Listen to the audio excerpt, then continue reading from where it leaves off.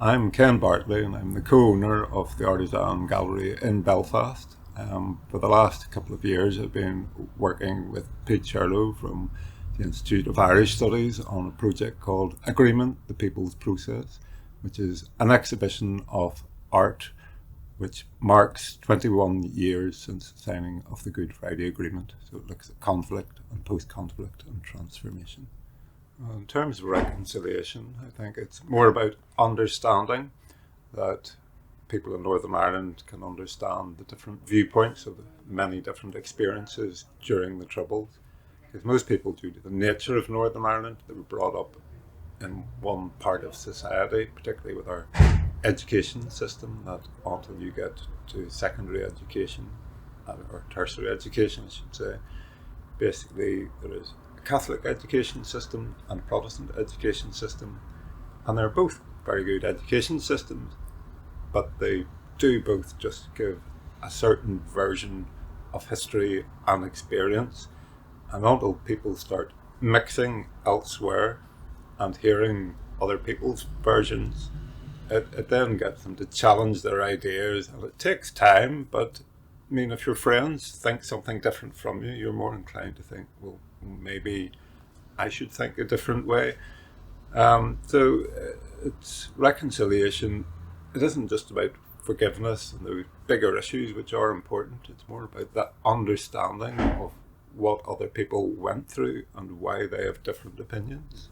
Several years ago, I was at an arts event in Cushendall, and I'd been working on an archive of art related to the Troubles, and I was talking to somebody about the fact that there had been a bronze hands cast of the people who signed the Good Friday Agreement, and that it hadn't been shown in years, and I wondered what had become of it, and it transpired that the artist was at the same arts event. So I got talking to him, and he was having various ideas about how that could be developed into a larger artwork that was about not just the transformation in his thinking, but the transformation in society and about reconciliation. And so I told him I would go away and see if I could raise funds or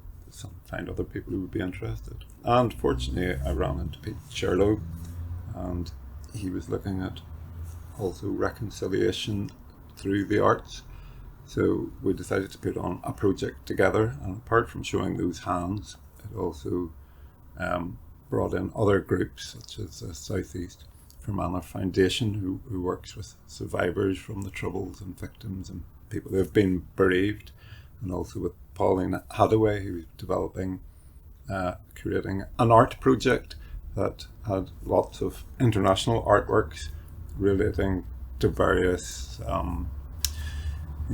borders and violence and so on, and how normal people